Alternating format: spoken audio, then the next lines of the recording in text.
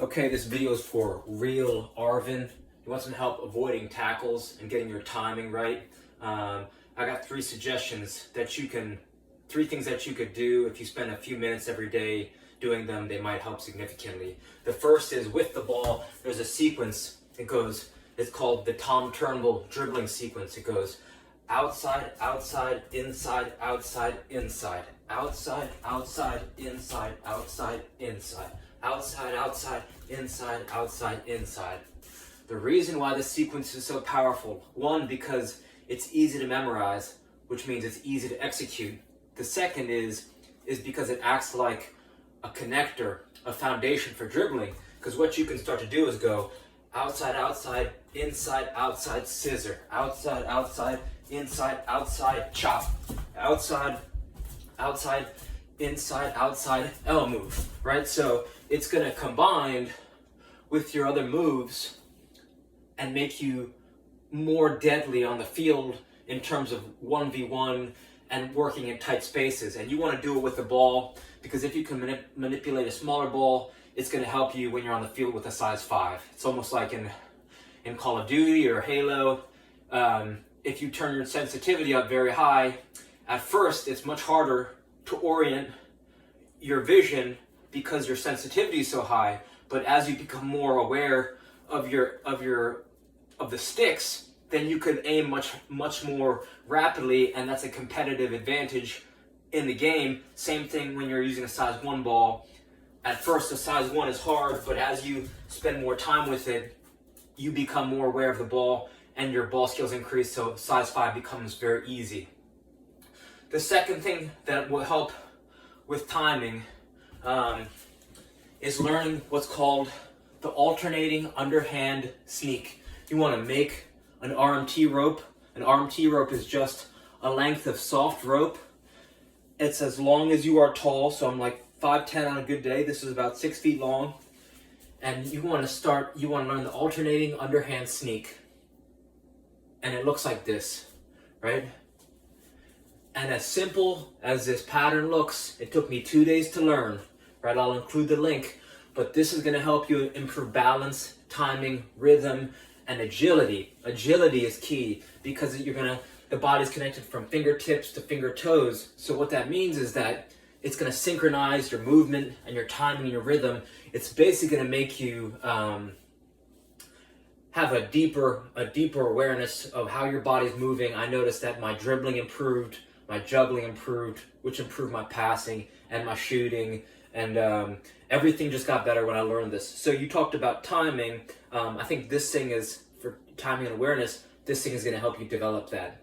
So this is a potential. I highly, highly recommend you learn the alternating underhand sneak, and I'll include a link. So I'll leave that there for you.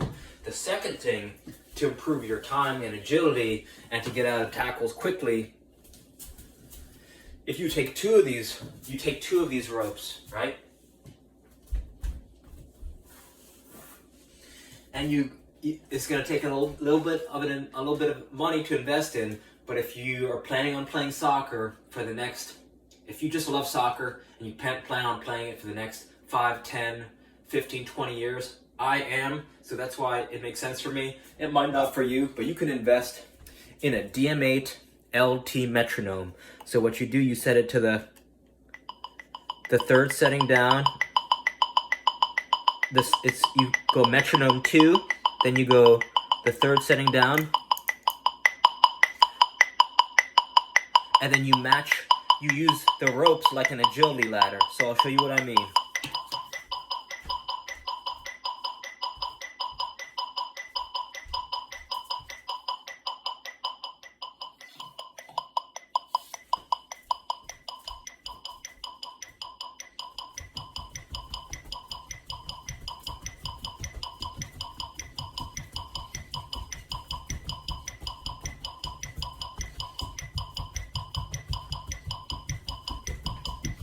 Right, so as you start to appreciate the movement and the rhythm of the metronome, you start to synchronize your movement to that. So if you can do a slow one, then you could start to turn it up faster, and now you're really working on your agility, right? So I'm going to turn it up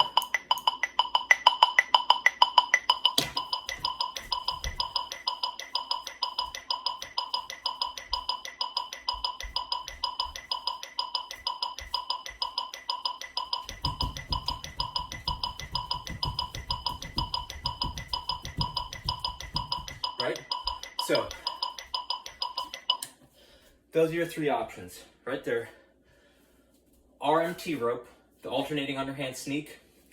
Metronome agility, pairing a metronome with an agility ladder, or two RMT ropes. RMT stands for rotational movement training, right? That's that alternating underhand sneak. And that third is a Tom Turnbull dribbling sequence. Outside, outside, inside, outside, inside. Outside, outside, inside, outside, inside. You want to say it out loud when you're doing it, and you want to go slow in the beginning. At walking pace, right? Slow, smooth. Even when I tell players that everyone I teach it to goes too fast, they still go too fast, right? So you want to, like Pele could beat players dribbling at walking speed. You want to be able to walk and do the sequence. That's how slow you want to go, literally at a walk. And once you can do it at a walk, then you could do it at a run. But you got to go slow in the beginning. Slow is smooth, smooth is fast. So I hope some of these ideas help, and reach out with any questions. All right, thank you.